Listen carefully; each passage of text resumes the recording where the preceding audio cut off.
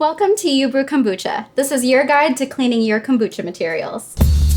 When it comes to cleaning your kombucha materials, it's pretty low maintenance. This is not at all like beer brewing where you have to sanitize everything. Kombucha is a lot more forgiving.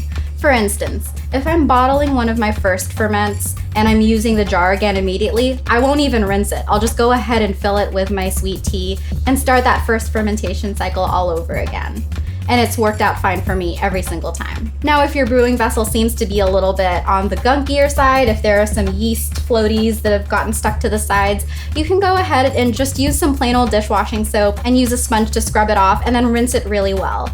You don't need to sanitize it, you don't need to sterilize it, just make sure that you rinse it really well with hot water before you use it again. You can even run your brew vessel through the dishwasher on the hot water setting and that'll clean it up just fine too. Some people will recommend that you use a vinegar cure to make sure that your vessel is completely clean. A vinegar cure is basically 1 part distilled white vinegar and 1 part water that you use to rinse out your vessel. And I don't recommend doing that only because I don't want to risk contaminating my kombucha with the acids from the vinegar.